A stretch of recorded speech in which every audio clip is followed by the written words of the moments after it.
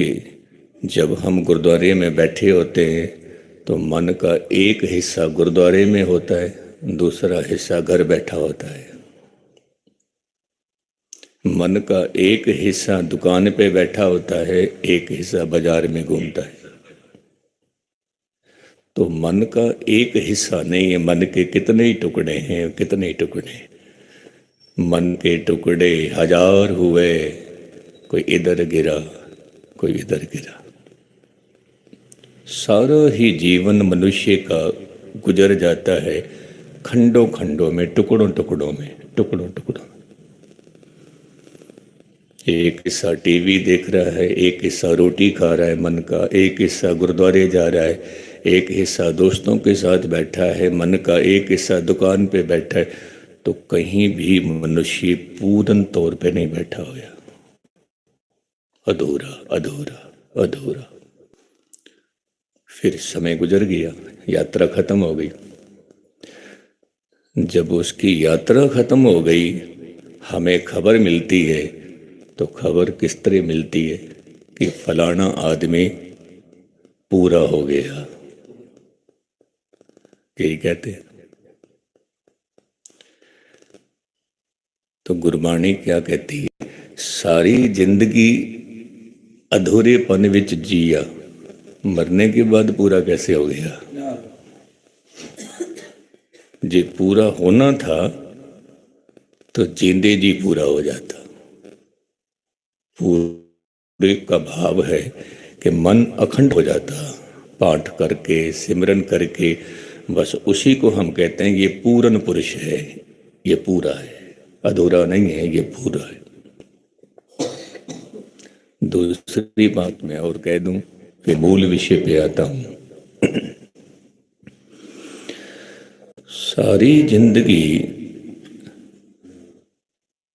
मनुष्य कहता है कि मैं तो नरक भोग रहा हूं घर में। कोई कहता है मैं पति से दुखी हूं, कोई कहता है मैं पत्नी से दुखी हूं, कोई कहता है मैं बच्चों से दुखी हूं। ज्ञानी जी, हम तो नरक भोग रहे हैं, नरक भोग रहे हैं।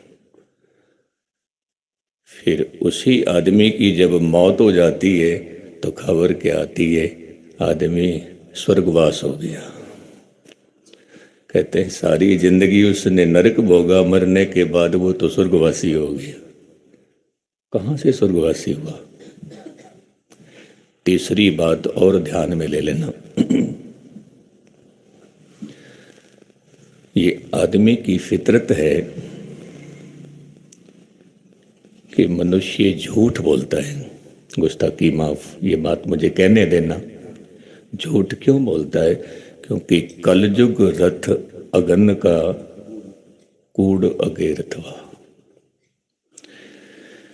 मनुष्य के अंदर एक ऐसी अगन है, वो अगन है तृष्णा की, प्यास, और चाहिए और चाहिए और चाहिए। मन का ये स्वभाव है, मन की ये एक चालाकी है कि जो कुछ मन के पास है उसकी तरफ मन का ध्यान नहीं जाता, जो कुछ नहीं है उसकी तरफ ध्यान जाता है मन का। मैं फिर बात दोहरा दूं, हमारे पास मकान है, मन इस तरफ नहीं जाएगा, मन उस तरफ जाएगा जो हमारे पास नहीं है, उसकी गिला शिकवा करेगा। फिर जो कुछ मिला है उसका शुक्राना नहीं करेगा, जो कुछ नहीं मिला उसकी प्रति गिला शिकवा। जो मिला है उसको कह देता ये तो कुछ भी नहीं है, जो नहीं मिला उसके बारे में कहता यदि वो मिल जाता तो बहुत मुझे सुख मिलता, सुकून मिलता। तो तृष्णा की पूर्ति के लिए मनुष्य झूठ बोलता है, झूठ बोलता है और सारी जिंदगी झूठ बोलता रहा। मैं गुरुमुखों की बात नहीं कर रहा हूँ, जो नाम जपते हैं उनकी बात नहीं कर रहा हूँ, संसारियों की बात कर रहा हूँ। सारी जिंदगी झूठ बोलेंगे, सारी जिंदगी झूठ बोलेंगे, और जब उनकी मौत हो जाती है तो हम क्या कहते हैं कि वो सच खंडवासी हो गया, सारी जिंदगी झूठ बोला, मरने के बाद सचखंडवासी हो गया। हद हो गई। जीवन में कभी सच नहीं बोला, मरने के बाद सचखंडवासी हो गया। कहते हैं काश जीवन में कभी सच बोला होता तो मरने के बाद भी सचखंडवासी होता, जीते जी भी सचखंडवासी होता। क्यों? धन गुरु नानक साहिब के बोल हैं, सचखंड वसै निरंकार। मैं अर्ज कर रहा था कि एक मनुष्य कहता है कि मेरे जो दादे परदादे थे बहुत महान थे, बहुत महान। यदि मैं महान नहीं हूं तो क्या फर्क पड़ता है? दादे परदादे तो महान थे। फिर दूसरा वर्ग एक और भी है, वो कहता है कि मेरे दादे परदादे महान नहीं थे तो क्या फर्क पड़ता है, मैं तो महान हूं। ये कह के अपनी बात मनवाते हैं लोगों से। फिर तीसरा वर्ग उन लोगों का है जो कहते हैं कि हमारे दादे परदादे महान नहीं थे, हम मानते हैं। उनके बाद में हम भी महान नहीं हैं, ये भी हम मानते हैं। लेकिन हमारे बच्चे तो महान हैं, तो वो अपने बच्चों का रेफरेंस देते हैं कि हमारे बच्चे बहुत महान हैं, बहुत विद्वान हैं, बहुत शूरवीर हैं, तो उन बच्चों का रेफरेंस देकर अपनी बात मनवाते हैं। ये तीन वर्ग हैं। अभी यदि मैं आपके सामने एक छोटा सा सवाल रखूं तो आप क्या जवाब दोगे? गुरु गोविंद सिंह महाराज को इन तीनों में कौन से वर्ग में रखोगे या किसी में भी नहीं रखोगे? मैं बात फिर दोहरा दूं। कोई कहता है कि मेरे दादे परदादे महान थे, यदि मैं महान नहीं हूं तो क्या फर्क है? एक वर्ग ये हो गया। अब गुरु गोविंद सिंह को इस वर्ग में रखोगे या इस वर्ग में रखोगे कि मेरे दादे परदादे कुछ नहीं थे लेकिन मैं बहुत कुछ हूं? गुरु गोविंद सिंह को इस वर्ग में रखोगे या फिर तीसरा वर्ग है जो कहते हैं हमारे दादे परदादे भी कुछ नहीं थे, मैं भी कुछ नहीं हूं, लेकिन हमारे बच्चे महान हैं, गुरु गोविंद सिंह को इस वर्ग में रखोगे? तो मेरे ख्याल में आपने यही कहना कि नहीं, तीनों वर्ग में नहीं रखेंगे, तीनों वर्ग में हम चौथे वर्ग में रखेंगे। चौथे वर्ग, चौथा वर्ग कौन सा है? चौथा वर्ग वो है जो कहता है कि हमारे दादे भी महान थे, हम भी महान हैं, हमारे बच्चे भी महान हैं, हमारी संगत भी महान है।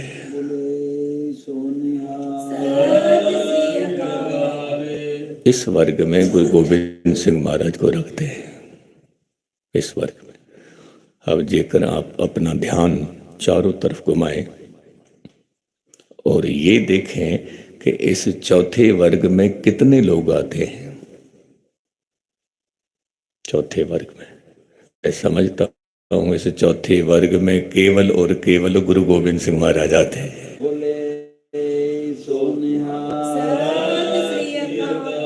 गुरु गोविंद सिंह महाराज, बाकी कोई भी नहीं है। मैं इसको थोड़ा सा करता हूँ। धन गुरु गोविंद सिंह महाराज के परदादे गुरु अर्जन देव पातशाह, महान लिखारी, शांति के पुंज, शहीदों के सिरताज, ये सारे के सारे गुण धन गुरु गोविंद सिंह महाराज में मौजूद हैं। फिर जिक्र करें धन गुरु गोविंद सिंह महाराज के दादाजी गुरु हरगोबिंद साहिब, जो मेरी पीरी के मालिक हैं, भक्ति शक्ति के मालिक हैं, ये सारे के सारे गुण धन गुरु गोविंद सिंह महाराज के अंदर है। फिर यदि जिक्र करें गुरु गोविंद सिंह महाराज के गुरुदेव पिता का, गुरु तेग बहादुर साहिब का, तो महान त्यागी, महान बैरागी और तेग ते धनी गुरु तेग बहादुर साहिब, वो पूरे के पूरे गुण गुरु गोविंद सिंह महाराज के अंदर है। और फिर यदि जिक्र करिए गुरु गोविंद सिंह महाराज की, तो एक आलम ने क्या लिखा, कहते हैं कि परमात्मा के पास, परमात्मा कोई मनुष्य नहीं है, ये ध्यान देना, कि सतवें आकाश पे बैठा है। क्योंकि एक मौलवी के साथ मेरी कुछ बात चल रही थी, वो कहता है कि अल्लाह ताला सतवें आकाश पर बैठा हुआ है, सातवें आसमान पर। तो मैंने उससे पूछा, यदि वो सतवें आसमान पे बैठा है तो छवें और पंजवें और चौथे आसमान पे कौन बैठा है? कहने लगे, ज्ञानी जी बात तो थोड़ी सी तार्किक लगती है आपकी। मैंने कहा नहीं, तार्किक नहीं है, थोड़ा सा जवाब दे दो मुझे। यदि सातवें आसमान पे खुदा बैठा है, खुदा बैठा है, तो बैठने का मतलब ये हुआ कि वो कोई मनुष्य है, वो कोई आदमी है जो सतवें आसमान पे बैठा है। फिर आपको ये भी मानना पड़ेगा, यदि वो सतवें आसमान पे बैठा हुआ है और वो एक पुरुष है, तो फिर ये भी मानना पड़ेगा कि उसको किसी ने जन्म भी दिया है, उसकी कोई माँ भी होगी, कोई बाप भी होगा। और फिर ये भी आपको मानना पड़ेगा कि जिसका जन्म हुआ है उसकी फिर मौत भी होगी, ये भी मानना पड़ेगा, मानना पड़ेगा। तो उसने क्या जवाब दिया, कहने लगे, ज्ञानी जी हमें तो खुद भी पता नहीं है, हम खुद भी असमंजस में पड़ जाते हैं, अपना ग्रंथ पढ़ पढ़ के क्या करें, मजबूरी है। मैं अर्ज कर रहा था, परमात्मा कोई मनुष्य नहीं है, वो एक ज्योत है, एक लाइट है। और पूरी की पूरी जो ज्योत है वो जर्रे जर्रे में मौजूद है, हर तरफ मौजूद है वो ज्योत। वो ज्योत आपके अंदर भी है, वो ज्योत मेरे अंदर भी है, वो ज्योत पशु के अंदर भी है, वो ज्योत पंछी के अंदर भी है, वही ज्योत एक इस्लाम के अंदर है, वही ज्योत एक हिंदू के अंदर है, वही ज्योत ब्राह्मण के अंदर है, वही ज्योत शूद्र के अंदर है। एक ही ज्योत है, एक ही ज्योत। तो उस ज्योत ने जो कमाल किया, कहते हैं कि उस ज्योत के पास एक से एक बढ़कर सुंदरता है। उस ज्योत के पास, उसको मैं परम ज्योत कहता हूँ। आप रूहे जमीन पर देख लो, एक से एक खूबसूरती जमीन पे मौजूद है, एक से एक खूबसूरती। किसी का रंग गोरा नहीं है, काला है, पर प्रभु ने उसके चेहरे की बनावट ऐसी बनाई है, बहुत खूब, बहुत खूब। फिर यदि हम ज्ञान की दुनिया में जाएं तो एक से एक बढ़कर ज्ञानी बैठे हुए हैं, एक से एक। यदि हम तलवार के धनी को देखें तो एक से एक बढ़कर धनी बैठे हुए हैं। यदि हम धनुषधारियों को देखें तो एक से एक बढ़कर धनुषधारी बैठे हैं। जे हम लिखारियों को देखें तो एक से एक बढ़कर लिखारी बैठे हुए हैं, एक से एक। और यदि हम दानी पुरुष देखें तो एक से एक बढ़कर दानी पुरुष बैठे हुए हैं। तो वो जो परम ज्योत है, उसने क्या किया, सबसे पहले सुंदरता की दुनिया पर निगाह डाली उस ज्योत ने, परम ज्योत ने, कि सबसे बढ़कर सुंदरता किसकी है, वो सुंदरता परम ज्योत ने एक तरफ रखी। सिरमौर सुंदरता थी, वो एक तरफ रखी। फिर ज्ञान की दुनिया में जो सबसे बड़ा ज्ञान है वो भी परम ज्योत ने एक तरफ रख दी। फिर शूरवीर की दुनिया में जो सबसे बड़ा शूरवीर है वो ज्योत एक तरफ रखी। और दानियों की दुनिया में जो परम दानी है उसकी ज्योत भी एक तरफ रखी परम ज्योत ने। और ये सब कुछ जो ज्योत थी वो इकट्ठी करके और एक मूर्ति बनाई, जिस मूर्ति का नाम गुरु गोविंद सिंह महाराज है।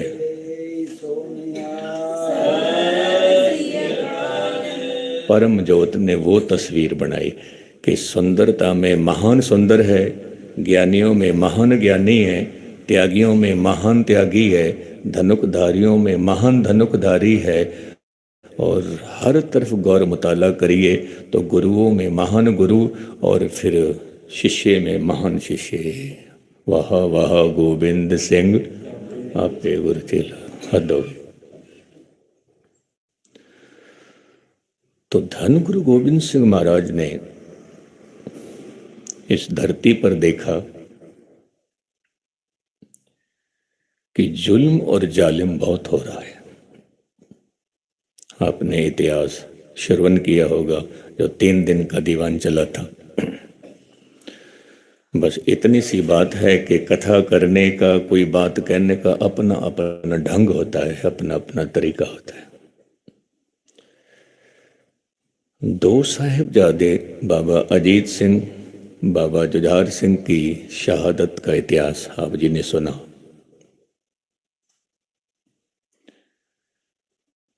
तो अल्लाह यार खां जोगी क्या कहता है? कहता है बस एक ही तीर्थ है हिंद में, बस एक ही तीर्थ है हिंद में, यात्रा के लिए जहां बाप ने बच्चों को कटाया खुदा के लिए, अपने वास्ते नहीं, खुदा के लिए। मैनू किसी ने किया ज्ञानी जी जप बाणी की व्याख्या करो। आप जी दे जानकारी वास्ते मैं अर्ज करा। आप जी दे विचों कोई बैंकॉक गया होएगा या सुनिया होगा, वहाँ पर गुरुद्वारा बना हुआ है 6 मंजिला बैंकॉक में। और उस गुरुद्वारे में जो 6 मंजिला गुरुद्वारा है, इतनी संगत होती है कि पूरा हाल भरा होता है। कम से कम 1000 आदमी होते हैं, 1000 लोगों की संगत होती। पर कोरोना काल में थोड़े से कम हो गए थे, आपको पता ही है। वहां पर कथा चलती थी 6-6 महीने लगातार संत सिंह मशकीन की। बाकायदा उनका वहाँ कमरा बनाया, अलग उनकी तस्वीर भी लगाई हुई है। तो जब दास को बुलाया, कहने लगे ज्ञानी जी आप यहीं रहो, आप भी हमें कथा सुनाओ, क्योंकि आपका तरीका लहजा भी वैसा ही है, आप सुनाओ कथा। तो जब बात चली जप बाणी की के असंख्य सती असंख्य दातार, जप बाणी में आप जी रोज पढ़ते हो। असंख्य से भाव है कि जो गिनती में नहीं है, संख्या में नहीं है। जहाँ संख्या खत्म हो जाती है वहाँ हम कहते हैं असंख्य, कोई संख्या नहीं, अब गिनती मिनती नहीं। तो संसार के अंदर असंख्य आदमी ऐसे हैं जो संतोखी हैं। यहाँ पर सत का भाव है, संतोखी है, सती, असंख्य सती भाव, संतोख रखने वाले। और दातार का भाव है कि असंख्य लोग ऐसे हैं जो दान करने वाले हैं, असंख्य। तो मैंने थोड़ा सा ये जिक्र किया कि गुरु नानक साहिब ने कहा है कि असंख्य दानी है, असंख्य दानी। पर ये बात मैं जरूर कहूँगा कि इन असंख्य दानियों में कोई कपड़े का दानी है, कोई भोजन का दानी है, कोई इल्म का दानी है, कोई ज्ञान का दानी है, अलग अलग दानी है।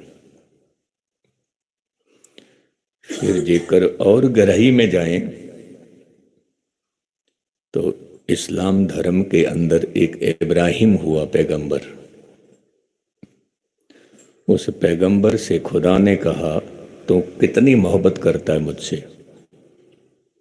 इब्राहिम कहता है कि कोई अंदाजा नहीं है, मैं इतना प्यार करता हूं अंदाजा नहीं। तो खुदा कहता है ए इब्राहिम, जे इतनी मोहब्बत है मुझसे तो जो कुछ मैं मांगू मुझे दे सकता है। कहने लगे महाराज दे सकता हूं। खुदा कहता है कि जो सबसे प्यारी सबसे कीमती वस्तु हो चीज हो वो मुझे दे दे। इब्राहिम कहता है कि सबसे प्यारा तो मेरा बेटा ही है, उसको मैं बहुत प्यार करता हूं। तो खुदा कहता है उसी की बलि दे दे, उसी की कुर्बानी दे दे। इब्राहिम कहता है महाराज दे दूंगा, पर एक छोटी सी मेरी विनती है, मेरा निवेदन है, यदि कबूल करो तो। खुदा कहता है बोलो क्या चाहिए। कहने लगे मैं अपने बेटे की बलि दूंगा क्योंकि मेरी मोहब्बत है आपसे, पर मुझे इतनी इजाजत देना कि मैं अपनी आंखों पर पट्टी बांध कर बेटे की बलि दूं, क्योंकि मैं अपनी आंखों से नहीं देख सकता। ध्यान से सुनना, इब्राहिम कहता है मैं अपनी आंखों से नहीं देख सकता अपने बेटे की बलि। तो खुदा कहता है ए इब्राहिम मुझे ये भी मंजूर है, तो आंखों पे पट्टी बांध कर भी बलि दे। तो इब्राहिम ने आंखों पर पट्टी बांधकर अपने बेटे की बलि देने की कोशिश की, पर खुदा ने एक ऐसी रचना रची कि वो बच्चे की जगह पे एक दुम्बा आ गया, एक भेड़ आ गई। तो वो बलि भेड़ की दी गई, ना कि बच्चे की। अब इब्राहिम ने कहा कि मैं अपने बच्चे की बलि दे सकता हूं, पर मैं आंखों पर पट्टी बांधूंगा क्योंकि मैं अपने बच्चे की बलि आंखों से नहीं देख सकता। अब दूसरी तरफ देखना, चमकौर की गढ़ी में जब बाबा अजीत सिंह शहीद हो गए तो बाबा जुझार सिंह को गुरु गोविंद सिंह ने बुलाया और क्या कहा। अल्लाह यार खां जोगी लिखता है, गुरु गोविंद सिंह महाराज कहने लगे ए मेरे बेटे, ए मेरे बच्चे जुझार, आज एक मेरी ख्वाहिश तू पूरी कर। बाबा जुझार सिंह कहते हैं महाराज हद हो गई, सारे लोगों की ख्वाहिश आप पूरी करते हो और आप मुझे कह रहे हो कि आप मेरी ख्वाहिश पूरी करो। बताओ क्या ख्वाहिश है। तो गुरु गोविंद सिंह महाराज कहते हैं कि ख्वाहिश है मैं तुम्हें तेग चलाते हुए देखूं। जा मेरे बेटे, अब मैदान जंग में जा। 14 साल की उम्र है। गुरु गोविंद सिंह महाराज अपने पुत्र से कह रहे हैं ख्वाहिश है मैं तुम्हें तेग चलाते हुए देखूं, मैं अपनी आंखों से तुम्हें बर्छी खाते हुए देखूं।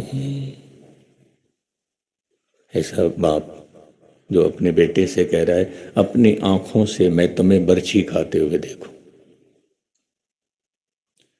तो मैंने जिक्र किया कि धन के दानी बहुत हैं, कपड़े के दानी बहुत हैं, ज्ञान के दानी बहुत हैं, सुंदर मकान बना के दान करने वाले बहुत हैं, और अपने शरीर का दान करने वाले भी कुछ ऋषि हुए हैं, जैसे दधीची ऋषि ने अपने प्राणों का दान दिया था। पर यदि हम गौर मुताला करें तो इस रूहे जमी पर सरबंस दानी बस एक ही है, केवल धन गुरु गोबिंद सिंह महाराज।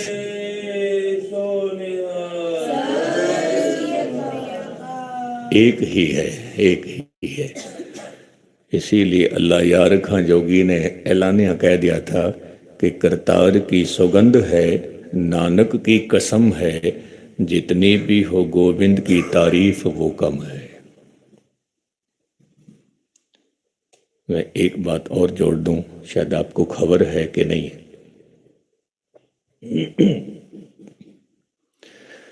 यदि मैं इलाही महफिल में ये कह दूं कि मोहम्मद साहब जैसा आज तक दुनिया में नहीं हुआ,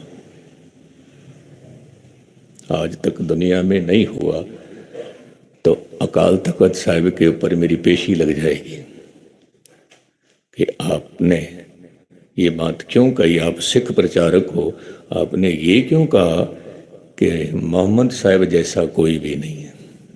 यदि मैं ये भी कह दूं कि महात्मा ईसा जैसा कोई भी नहीं हुआ, ना कोई होएगा, अकाल तख्त पे मेरी पेशी हो जाएगी। इतनी बात आप मानते हो।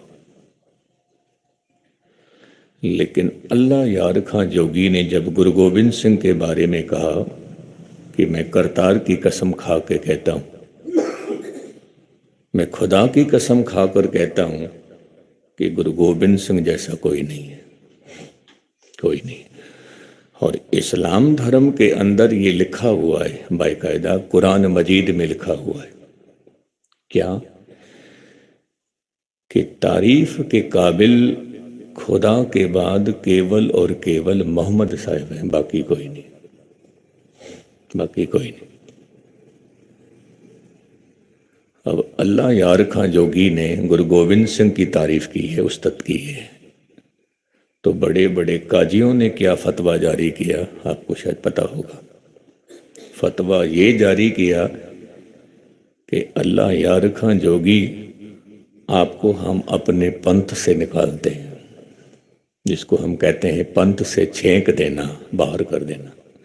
कोई रोटी बेटी की सांझ नहीं तेरे साथ, और या फिर माफ़ी मांग लो कि मैंने जो गुरु गोबिंद सिंह की तारीफ की है वो गलत की है, या तो फिर माफ़ी मांग लो।